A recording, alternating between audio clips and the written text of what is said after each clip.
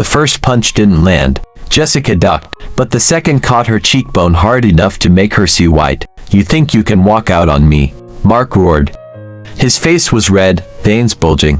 "Drunk again. Same routine. Rage, regret, repeat. I'm done," she screamed back, eyes wild, chest tight with adrenaline and terror. "I'm done with you." He grabbed her arm. She drove her knee into his gut, hard, then shoved past him and ran to the kitchen. He came after her, cursing, calling her every name that used to break her. But they didn't sting anymore. Not after everything. She grabbed the drawer, keys, phone, cash stash. Her bag was already by the door. She packed it earlier that morning, just in case. Mark stumbled after her, clutching his stomach, yelling that she'd regret this. "I already do," she said through her teeth. He lunged again. She pulled the pistol from the bag and pointed it at his chest. "Try me," she said. That stopped him. She didn't wait for another word. Jessica backed out the door, barefoot, with blood on her face. She got in the car and peeled away from the driveway, headlights off until she hit the freeway. She didn't cry. Not yet. There'd be time for that later. Right now, she just needed a way.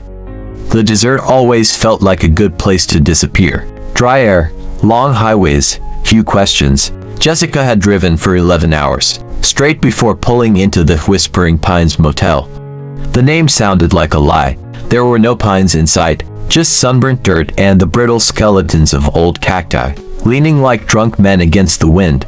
The neon vacancy sign buzzed like it didn't want to be alive anymore. She stepped out of the car, legs aching. The sunset was dying slowly across the horizon, throwing long shadows toward the edge of the lot. The heat still clung to everything, even as night rolled in. Her hands trembled a little as she grabbed her small duffel bag from the back seat. She didn't have much anymore. A few shirts, some cash, a burner phone, and one loaded pistol. The front office looked abandoned at first, but the bell over the door gave a tired jingle as she walked in. An older man shuffled out from behind a beaded curtain, thin, with slick-back gray hair and a cigarette in his mouth that looked like it had been lit for 3 decades. "You lost?" he asked. "Just passing through." "You got ID?" he asked. She hesitated. "No. Lost it a while back." The man squinted at her through smoke. "Cash." She nodded and set the money on the counter. "Enough for 3 nights." He didn't count it. Just slid over a key. "Room 7, end of the row. Don't mind the wind at night, gets talkative out here." Jessica managed a tight smile, took the key, and left without another word. Room 7 smelled like dust and bleach, the kind of place that had been cleaned without ever feeling clean. She checked the locks first. 2, one on the knob and a chain. She slid the chain into place, then pushed a chair under the handle, just in case. She took a shower with the lights off, just a sliver of moonlight through the blinds guiding her hands. The cool water ran over the bruises on her ribs, down her thigh, over the still healing gash behind her left ear. Scars from the man who said he loved her. The same man who, for now, thought she was dead. Hopefully, she lay on the bed in her towel, gun under her pillow, and let her eyes close. Just for a minute, just until, thud. She sat bolt upright. The noise hadn't come from outside. It came from below. Thud, again. She leaned off the side of the bed and put her ear to the floor. There was silence. Then, tap, tap, tap, like fingers drumming. Beneath the floorboards, she grabbed her pistol and stood. Her heart was slamming against her chest so hard, she thought it might break her ribs. Maybe rats, maybe something in the pipes, but it didn't feel like rats. She stayed up all night, sitting in the corner with the gun in her lap, waiting for something else to come through the silence.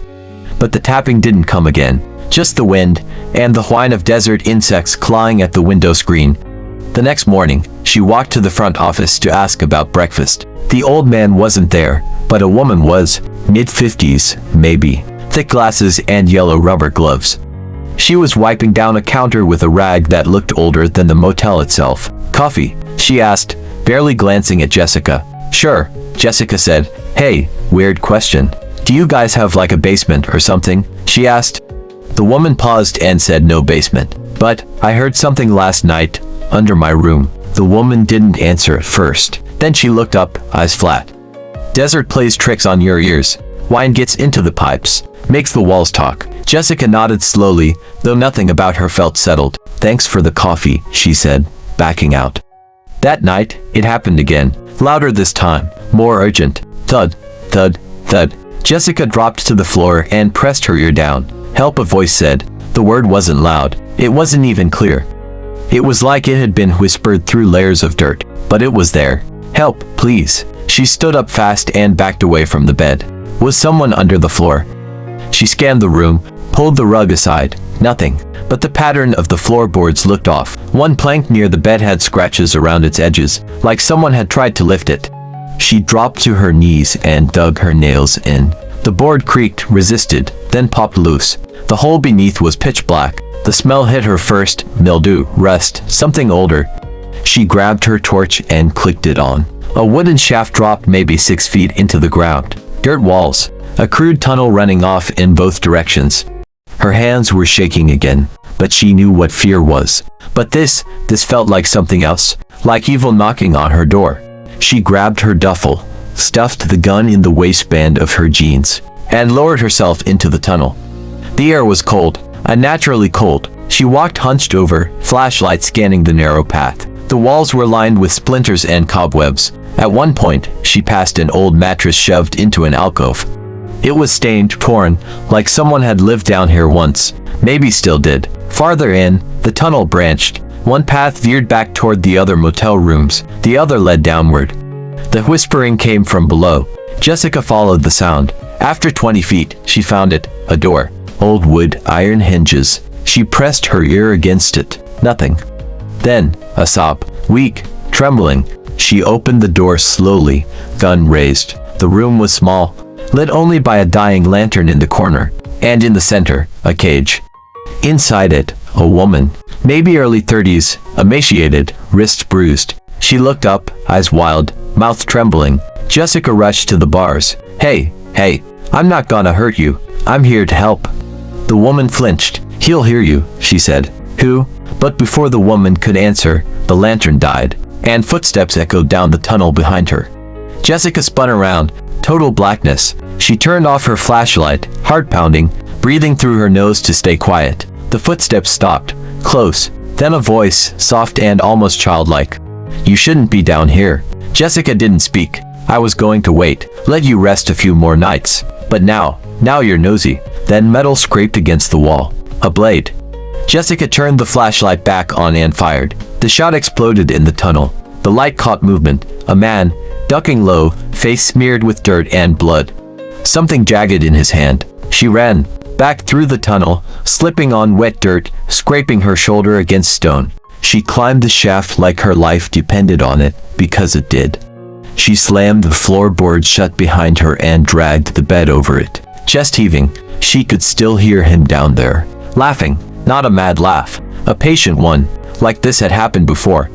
She didn't sleep. At dawn, she packed, drove to the nearest sheriff station 40 miles away and told everything. The gun, the floor, the woman in the cage, all of it. They were skeptical at first, but when they raided the motel, room 7 was empty. No floorboard out of place. The shaft, gone.